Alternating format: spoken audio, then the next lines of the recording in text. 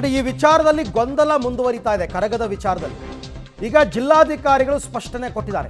ನಿನ್ನೆನೆ 40 lakh release ಆಗಿದೆ. ಇವ್ರು ಹೇಳ್ತಾ ಇರ್ತಕ್ಕಂಥದ್ದು, ಮಾಡ್ತಾ ಇರೋ ಆರೋಪ ಎಲ್ಲ ಸುಳ್ಳು. 1.5 ಕೋಟಿನಲ್ಲಿ ಬರೀ 40 ಲಕ್ಷನ ಅಥವಾ ಹಂತ ಹಂತವಾಗಿ ಅಮೌಂಟ್ ಕೊಟ್ಟಿದ್ದಾರಾ ಗೊತ್ತಿಲ್ಲ. ಒಟ್ಟಿನಲ್ಲಿ ಕರಗ ಸಮಿತಿ ಆರೋಪಕ್ಕೆ ಡಿಸಿ ಅವರು ಕೊಟ್ಟಿರೋ ಸ್ಪಷ್ಟನೆ, ನಿನ್ನೆನೆ 40 ಲಕ್ಷ ರೂಪಾಯಿ ಹಣ ಇಒ ಅಕೌಂಟ್ಗೆ ವರ್ಗಾವಣೆ ಆಗಿದೆ.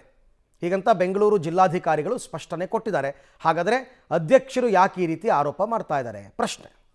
ಈ ಬಗ್ಗೆ ಮತ್ತಷ್ಟು ಮಾಹಿತಿ ನನ್ನ ಕೊಲೀಗ್ ಮಾದೇಶ್ ಅವರಿಂದ ಪಡ್ಕೊಳ್ಳೋಣ. ಮಾದೇಶ್, ಬೆಂಗಳೂರಿಗೆ ಐತಿಹಾಸಿಕ ಮತ್ತು ಧರ್ಮ ಸಾಮರಸ್ಯದ ಮಹತ್ವವನ್ನು ತಂದುಕೊಟ್ಟಿದ್ದೆ ಕರಗ.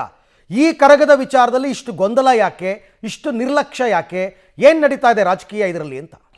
ಅರವಿಂದ, ಬೆಳಗಿಂದಲೇ ಅಂದರೆ ಕಳೆದ 8 ದಿನಗಳಿಂದಲೂ ಕೂಡ ವಿಜೃಂಭಣೆಯಾಗಿ ಜಾತ್ರಾ ಮಹೋತ್ಸವ ನಡೀತಾ ಇದೆ. ಇವತ್ತು ಕಡೆಯ ದಿನ ಕರಗ ಮಹೋತ್ಸವ ಅಂದರೆ ಶಕ್ತ್ಯೋತ್ಸವ ನಡೆಯುತ್ತೆ ಇವತ್ತು ರಾತ್ರಿ. ಇಂಥ ಸಂದರ್ಭದಲ್ಲಿ ವ್ಯವಸ್ಥಾಪನಾ ಮಂಡಳಿಯ ಅಧ್ಯಕ್ಷರೇನಿದ್ದಾರೆ ಸತೀಶ್ ಅವರು ಒಂದು ಗಂಭೀರ ಆರೋಪ ಮಾಡ್ತಾರೆ. ಇದುವರೆಗೂ ಕೂಡ ನಮಗೆ ಹಣ ಬಿಡುಗಡೆ ಆಗಿಲ್ಲ, ಹಣ ಬಿಡುಗಡೆ ಆಗದೆ ನಾವು ನಮ್ಮ ಸ್ವ ಹಣದಿಂದ ನಾವು ಕರಗವನ್ನು ಮಾಡ್ತಾ ಇದ್ದೀವಿ. ಈಗ 1,500 ಹಾರಗಳು ಬೇಕಾಗುತ್ತೆ, ಅದನ್ನು ತರಕ್ಕೂ ಕೂಡ ದುಡ್ಡಿಲ್ಲದ ಪರಿಸ್ಥಿತಿ ನಿರ್ಮಾಣ ಆಗಿದೆ ಅನ್ನುವಂಥ ಆರೋಪವನ್ನು ಮಾಡಿದರು. ಅದಕ್ಕೆ ಕಾರಣ ಮಾಜಿ ಮೇಯರ್ ಮಾಜಿ MLC ಆಗಿರುವಂಥ PR ರಮೇಶ್ ಅವರು ಅನ್ನುವಂಥ ಆರೋಪ ಕೂಡ ಮಾಡಿದರು.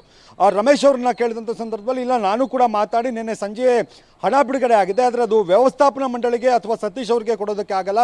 ಯಾಕಂದರೆ ಕಳೆದ ಬಾರಿ ಏನು ಹಣ ಬಿಡುಗಡೆ ಆಗಿತ್ತು ಕರಗಕ್ಕೆ ಅಂತ, ಆ ಹಣದ ಲೆಕ್ಕಾಚಾರದಲ್ಲಿ ಇನ್ನೂ ಕೂಡ ಅಂದರೆ ಲೆಕ್ಕವನ್ನು ಸರಿಯಾಗಿ ಪಾರದರ್ಶಕವಾಗಿ ಕೊಡದ ಹಿನ್ನೆಲೆಯಲ್ಲಿ ಈ ಬಾರಿ ಆ ರೀತಿಯಾಗಿ ಆಗಬಾರ್ದು ಅನ್ನುವಂಥ ನಿಟ್ಟಲ್ಲಿ ನಾವು ಅಂದರೆ DC ಅವರು ಅಥವಾ ಮುಜರಾಯಿ ಇಲಾಖೆ ಇಒ ಏನು ಇರ್ತಾರೆ ಅವರ ಅಕೌಂಟ್ಗೆ ಹಾಕಿ ಅವರು ಖರ್ಚು ಇದನ್ನೆಲ್ಲ ನೋಡ್ಕೋತಾರೆ. ಹಾಗೆ ಈಗೇನು ಎಲ್ಲವೂ ಕೂಡ ಟೆಂಡರ್ಗಳನ್ನು ಕರೆದಿರ್ತೀವಿ, ಆ ಟೆಂಡರ್ಗಳ ಮೂಲಕ ಅಂದರೆ ಅದೆಲ್ಲ ಮುಗಿದ ನಂತರವೇ ನಾವು ಹಣವನ್ನು ರಿಲೀಸ್ ಮಾಡುವಂಥದ್ದು.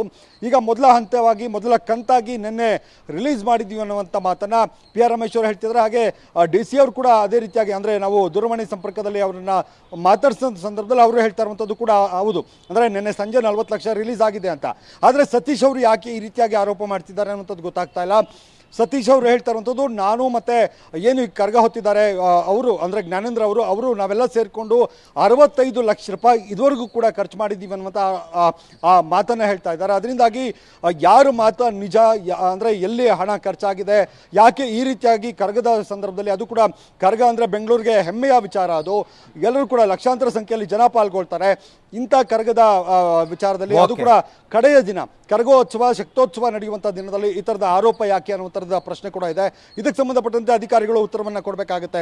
Arvind. Right Madesh, thank you. ತಮ್ಮೆಲ್ಲ ಮಾಹಿತಿಗೆ ಧನ್ಯವಾದ. ನೋಡಿ, ಯಾವಾಗ ಹಣ ದುರುಪಯೋಗ ಅಂತೇನಾದರೂ ಒಂದು ಚೂರು ಬಂದಾಗ ಇಂಥ ಗೊಂದಲಗಳು ಉಂಟಾಗುತ್ತೆ. ಇಲ್ಲೂ ಅದೇ ಆಗಿದೆಯಾ ಗೊತ್ತಿಲ್ಲ, ನೋಡೋಣ. ಅದೇ ಜಿಲ್ಲಾಧಿಕಾರಿಗಳೇ ಸ್ಪಷ್ಟನೆ ಕೊಡಬೇಕು.